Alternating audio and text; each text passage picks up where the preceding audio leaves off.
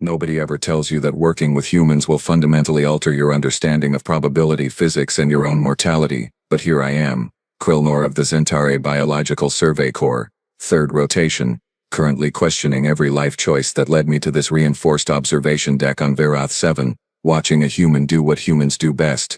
Ignore common sense. Let me set the scene for you. It's day 47 of our ecological survey. Varath 7 is what we in the scientific community call aggressively hostile to sentient life. The jungle below us contains approximately 234 documented species that can kill you in under 3 minutes. We have cataloged 17 different varieties of carnivorous plants. The local water supply has a pH level that can dissolve Krenthi bone plating, and yet command, in their infinite wisdom, approved the inclusion of a human in our research team. His name is Jack Brennan. He's from somewhere called New Jersey, which I'm told explains quite a lot, though nobody has bothered to explain it to me. Jack stands roughly 6 feet tall, which is average for his species, but towers over my own 4-foot frame. He has this unsettling habit of smiling when things go wrong. Not a fear grimace, mind you. An actual smile, as if danger is some kind of personal friend who just showed up uninvited to a party. The observation deck is our primary research station. A climate-controlled dome with enough defensive shielding to withstand a Kravux battle cruiser. Below us, the jungle canopy stretches for hundreds of miles. A writhing mass of green and purple vegetation that seems to pulse with malevolent intent. Monitoring equipment lines every wall, displaying data streams about temperature, seismic activity, atmospheric composition, and most importantly, predator movement patterns. This morning started like any other. Vil, my Thrixian research partner, was analyzing soil samples. Thurix, our Gorlian security officer, was performing his ritual equipment check for the 3rd time, and I was reviewing overnight sensor data while consuming my morning nutrition paste. That's when Jack decided to go outside for a walk in the murder jungle because, and I quote, "It's nice out." He cannot be serious, Velm said, all 4 of her eye stalks swiveling toward the external monitor. Velm is possibly the most cautious being I have ever met. She considers crossing an empty corridor without checking both directions twice to be reckless behavior. Watching a human voluntarily exit our fortified compound was probably giving her a cardiac episode. Thrixians have 3 hearts, so technically she could afford to lose one. But still, Thurix lumbered over to the viewport, his massive frame blocking most of the light. Gorlians are built like mobile fortresses, 7 feet of muscle and natural armor plating. They're the kind of species that evolution designed to survive planetary apocalypses. Thurix once told me he could withstand direct exposure to a Class 4 radiation zone for up to 6 hours. Even he looked concerned. "Should I activate the perimeter defense grid?" he asked, one massive hand hovering over the control panel. "No," I sighed, marking this as the 14th safety protocol violation this week. It was only Tuesday.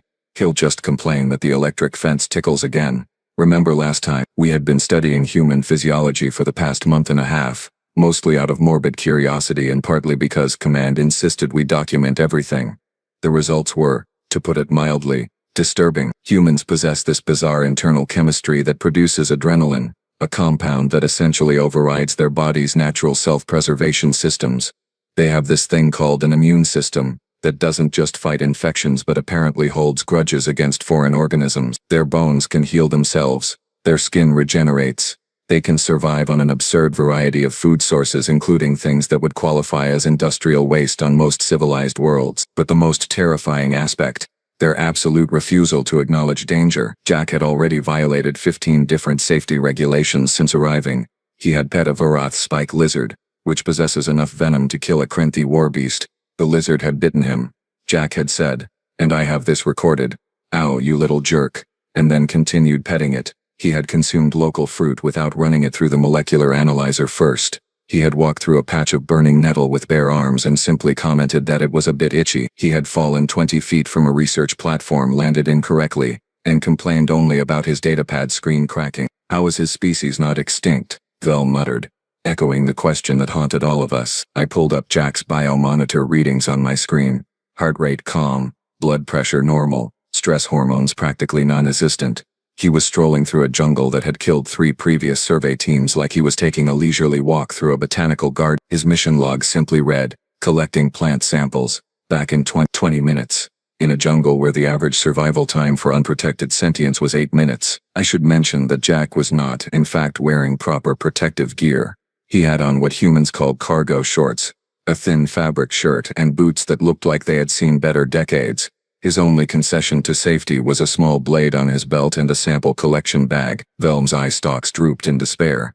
I am filing a formal complaint with command. Get in line, I replied, pulling up the complaint form I had already started typing. It was currently 17 pages long. The alarm started as a low pulse, then escalated into a full shriek that made my sensory organs flatten against my skull. Thyrix was at the primary console before the second beep finished, his claws dancing across the haptic interface with surprising delicacy for someone built like a siege weapon. Predator alert, he announced, and I felt my blood temperature drop 3 degrees. Varath Ripper, Sector 7, distance to human 300 meters and closing, 300 meters. Velm's voice climbed 2 octaves. That is, someone do something. Let me explain what a Overpowered Ripper is. For those fortunate enough to have never encountered one, they are the apex predator of this nightmare planet. 12 feet long, 800 pounds of muscle, claws and terrible life choices. They have serrated teeth designed to grip and tear. Their hide is tough enough to deflect most energy weapons. They can sprint at 40 miles per hour through dense jungle. They hunt in a style we have classified as aggressive enthusiasm. And they have never, not once in recorded history, backed down from prey. The sensor map showed the Ripper's heat signature, an angry red blob moving through the jungle canopy with terrifying speed and purpose. Jack's signal was a calm blue dot, stationary, probably crouching to examine some mushroom or another, equally stupid thing. Open the emergency channel, I barked at Thyrix, who was already 3 steps ahead of me. The comm crackled to life. Jack Brennan, respond immediately. Static. Then, infuriatingly casual. Yeah, what's up? What is up? I felt my translator struggle with a human idiom. What is he up? There is a Varath Ripper approaching your position. 300 meters.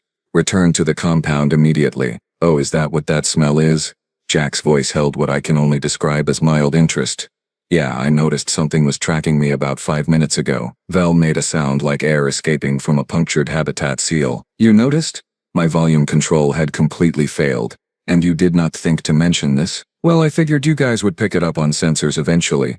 No point getting everyone worked up over nothing.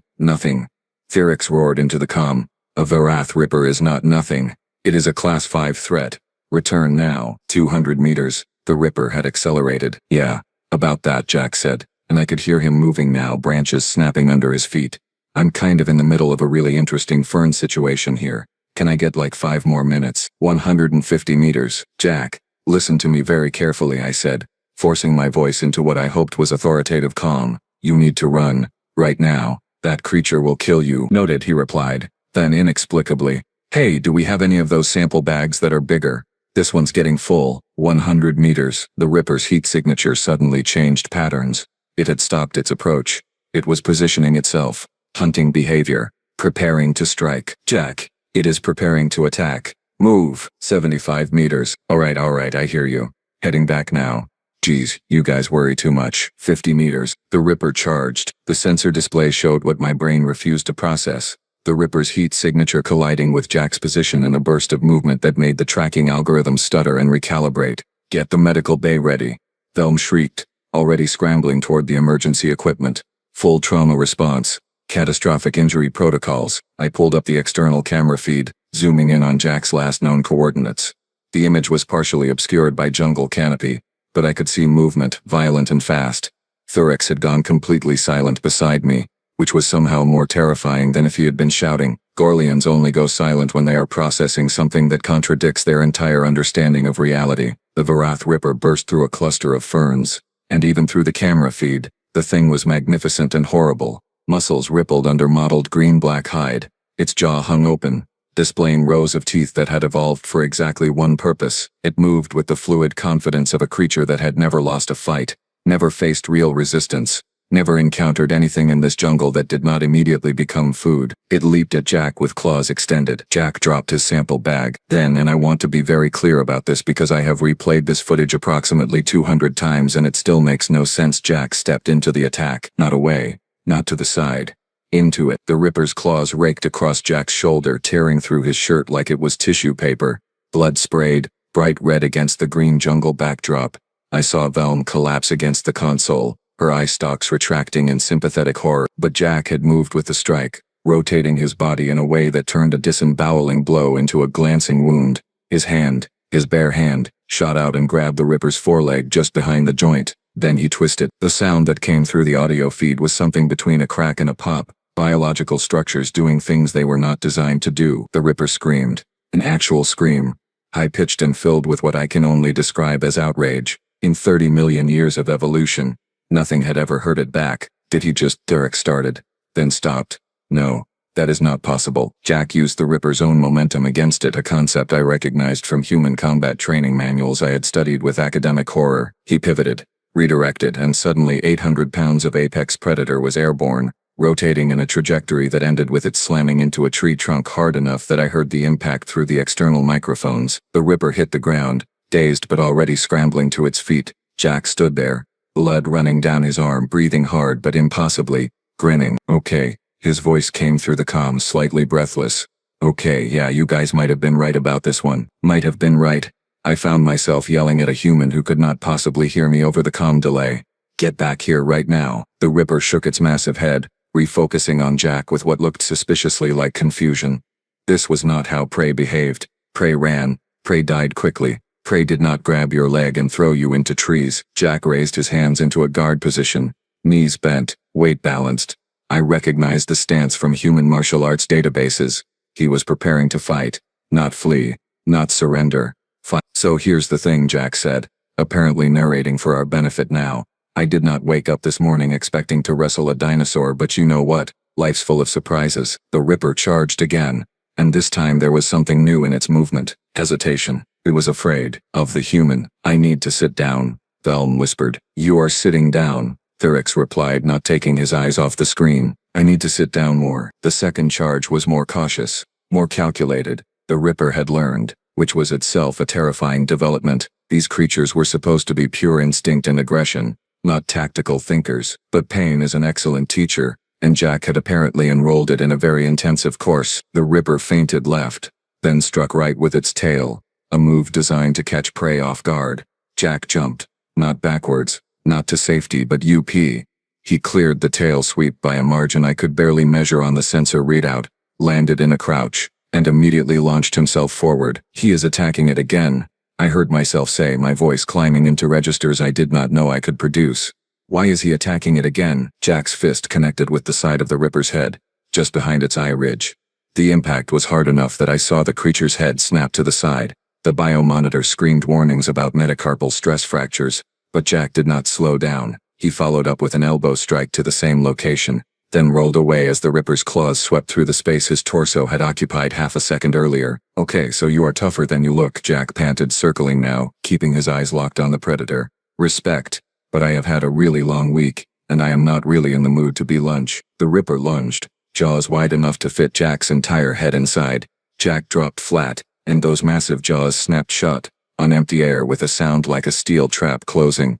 He kicked out, both legs pistoning into the creature's chest cavity with force that registered on our seismic sensors. Seismic sensors, Velm whimpered. His kicks are registering on seismic sensors. The Ripper staggered back, wheezing. Jack rolled to his feet and I noticed his left arm was hanging slightly wrong. Dislocated shoulder according to the biomonitor. A injury that should have made him combat ineffective. Instead, he reached up with his right hand, grabbed his left arm and jerked it sharply upward. The pop of the shoulder relocating was audible through the audio feed. Much better, Jack said, rotating the joint experimentally. Okay, round 2, let's go. Round 2? Thyrix rumbled. What was round 1? The Ripper, apparently deciding that direct assault was not working, tried a new strategy. It backed up, circled, looking for an opening. Blood matted its fur where Jack's strikes had landed. One eye was swelling shut. Its movements had lost some of their fluid grace, replaced with a cautious, almost defensive posture. The apex predator of Verath 7 was being hunted. Jack pressed the advantage. He grabbed a fallen branch, thick as my arm and probably just as heavy, swung it in a wide arc that connected with the Ripper's side with a meaty thwack that made me flinch. The branch exploded into splinters. The Ripper howled and spun, faster than something that large should be able to move. Claws extended in a wild sweep. 3 parallel gashes opened across Jack's chest. Deep ones. The biomonitor went absolutely haywire. Alarms cascading across my display. Blood loss warnings. Tissue damage alerts. Recommended immediate medical intervention. Jack looked down at the wounds, then back up at the Ripper. Okay, he said quietly. Now I am mad. What happened next violated so many principles of biology, physics, and common sense that I have had to create an entirely new classification system just to document it. Jack charged. Not a careful, measured advance, a full sprint. Directly at 800 pounds of claws and teeth and evolutionary advantage, the Ripper reared up to meet him, probably expecting Jack to dodge at the last second like any sane creature would. Jack did not dodge. He ducked under the strike, came up inside the creature's guard, and wrapped both arms around its torso in what human combat manuals call a bear hug, which is ironic because I have seen Terran bears and they are significantly less frightening than whatever Jack was doing. He lifted. No, I said out loud. No, that is not. That is physically impossible. The Ripper's feet left the ground. All four of them.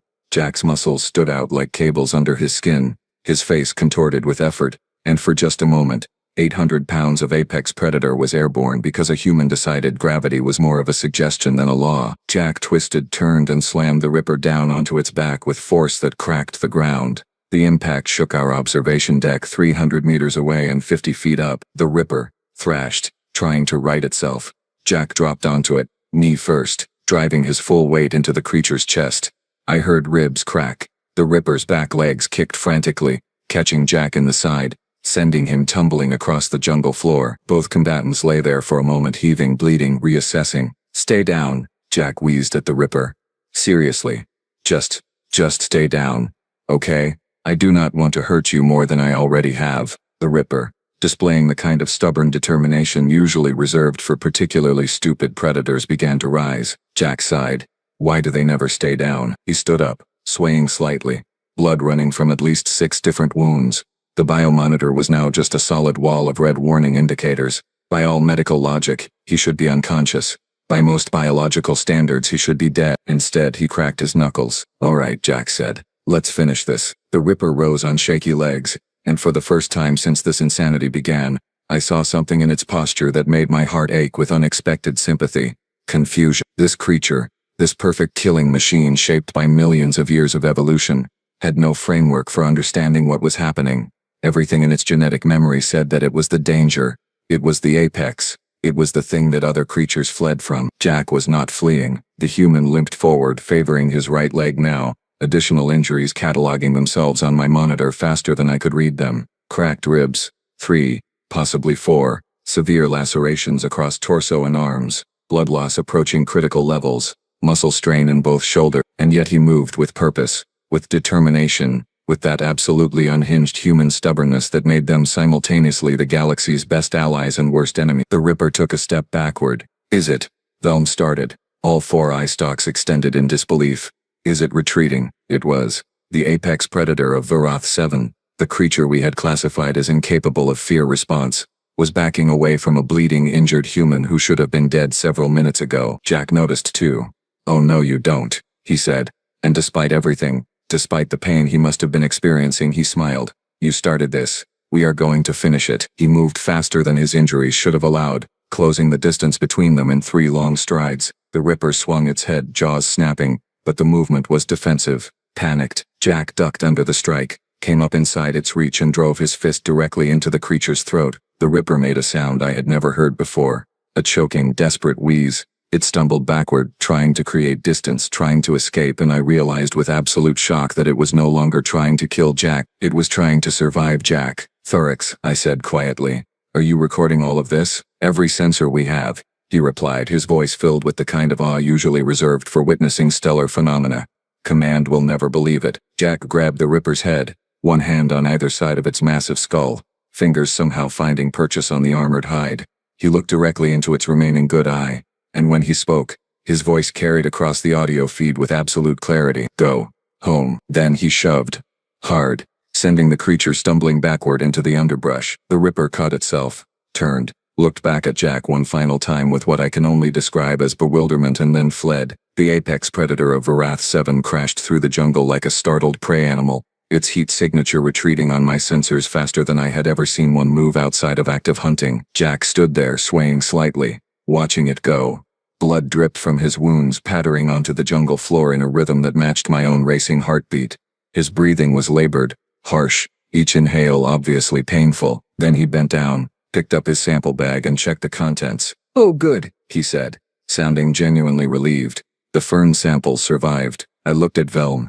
Velm looked at Thurix. Thurix looked back at me. I am transferring to a different survey corps, Velm announced. Perhaps one that studies nebula formations. Nice, safe, predictable gas clouds that do not fight apex predators with their bare hands. I will write you a recommendation, I replied, unable to tear my eyes from the monitor. Jack started walking back toward the compound, limping but moving steadily, humming something that my translator identified as a human song called I Will Survive. The irony was not lost on me. Jack arrived at the compound airlock 7 minutes later, which was actually faster than his usual walking pace. He palmed the entry panel with his less injured hand, leaving a bloody smear across the biometric scanner that I would have to clean later, assuming I survived the heart palpitations I was currently experiencing. The inner door cycled open, and Jack stepped into the main facility looking like he had gone through an industrial shredder.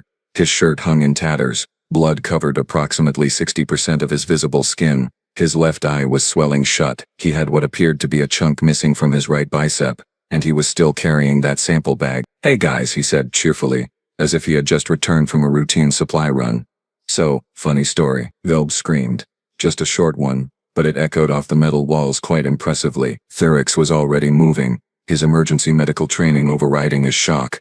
He guided Jack to the medical bay with surprising gentleness for someone who could bend steel plates. "Sit. Do not move. Do not speak. Just sit there and bleed less if possible." "I am fine, really," Jack protested, even as Thurix physically placed him on the examination table. "It looks worse than it is." I pulled up the biomonitor data on the medical bay's main screen. "Jack, you have lost approximately 2.3 liters of blood. You have sustained tissue damage across 42% of your body surface area. You have multiple fractures, severe contusions, and what appears to be a partially collapsed lung. You are not fine. You are by any medical definition critically injured." Jack glanced down at himself as if noticing the injuries for the first time. "Huh. Yeah, okay. I guess that is pretty bad. But like I can still walk and everything, so that is good, right?" Thurix began applying coagulation foam to the worst of the lacerations, working with the focused intensity of someone trying very hard not to think about what he was seeing. "How are you conscious?" he muttered. "How are you even alive?" "Practice," Jack offered, then winced as Thurix hit a particularly deep wound. "Ow. Okay, yeah, that one stings a bit." I moved closer, my scientific curiosity temporarily overriding my horror. "Jack, I need you to explain something to me. Why did you fight it?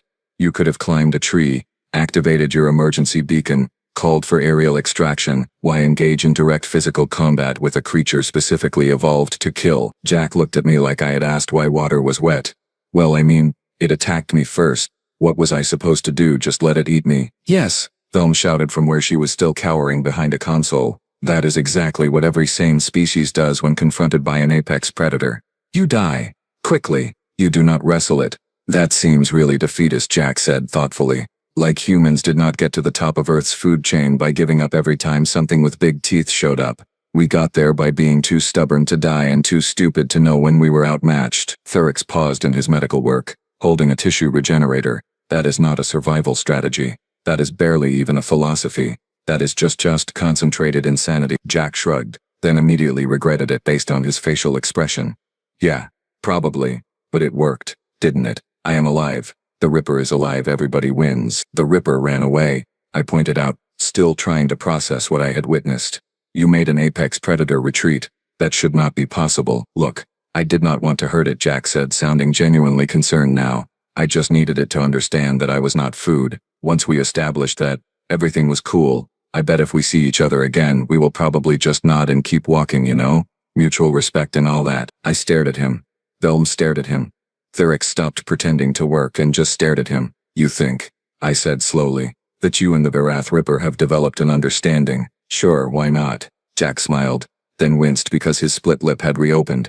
"I have had worse first impressions turn into solid friendships." Thurix finished sealing the last major wound and stepped back, examining his handiwork. "You will live. Against all logic, probability, and medical science, you will live. The injuries will heal in approximately 3 to 4 weeks." 3 to 4 weeks? Jack looked offended. "Doc, I will be fine in like a week tops. Humans heal fast." "Not that fast. On a bed." "No." "Thurix," Velm and I said in perfect unison. "It is now 3 hours after what I am officially calling the incident, and I am sitting at my workstation, staring at a blank incident report form, trying to figure out how to explain any of this to command in a way that will not get me flagged for psychological evaluation. Incident Report Varath 7 Research Station Day 47 Filed by Krilnor's Interai Biological Survey Corps. Subject: Human researcher engaged in unarmed combat with Class 5 Predator and 1. I delete that. Too casual. Subject: Possible need to reclassify human species as apex predator category. Delete. Too alarming. Subject: Everything we know about evolutionary biology is apparently wrong. Delete. Too existential. Across the room, Jack is sitting up in the medical bay, eating something he calls a sandwich with one hand while using the other to scroll through his datapad, reviewing the fern samples he collected. The fern samples, the ones he risked his life for, the ones he nearly died protecting. He has already asked when he can go back out for more. Thurix is in the corner, methodically cleaning and recalibrating every piece of medical equipment, which is what Gorlians do when they are having a crisis. Veldmez filed formal requests to transfer to 3 different survey stations, all of them specifically noted as human-free zones, and me.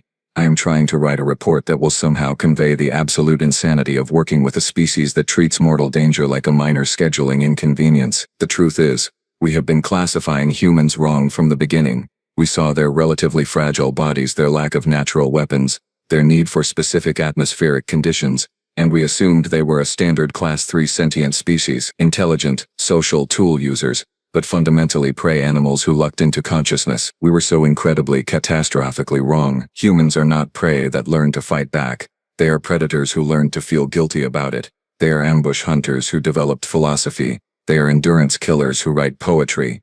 They are the galaxy's most dangerous species because they combine the brutality of a Varath Ripper with the strategic thinking of a Zentaria scientist, and the social cooperation of a Thrixian hive, and then they add this completely unhinged willingness to try anything at least once. Jack looks up from his datapad and catches me staring. Hey Krilnor, you okay? You have been sitting there for a while. I am attempting to file the incident report. I tell him honestly. I am struggling with how to phrase certain elements. Oh, that is easy, Jack says, smiling with his split lip. Just right. Human got attacked. Human defended himself. Everyone survived. Keep it simple. Simple. He thinks this is simple. I begin typing. Incident Report, Day 47.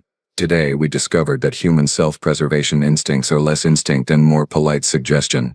Recommend immediate reclassification of human species threat level. Also recommend hazard pay increase for all personnel assigned to human-inclusive research teams, and therapy. Lots of therapy. I pause, then add one final line. Human researcher has requested permission to return to fieldwork tomorrow. Permission denied until I figure out how to write a safety protocol that accounts for humans being humans. I submit the report and lean back in my chair, watching Jack happily document his fern samples, humming that survival song again. Somewhere out in the jungle, a Varath Ripper is probably telling its friends about the terrifying bipedal nightmare it encountered today. Somewhere in command headquarters, my report is going to land on someone's desk and ruin their entire week. And somewhere in the back of my mind, a small voice is asking the question that will haunt me for the rest of my career. If this is what one human can do on a Tuesday afternoon, what exactly are they capable of when they are actually trying? I do not want to know the answer, but I have a terrible feeling I am going to find out.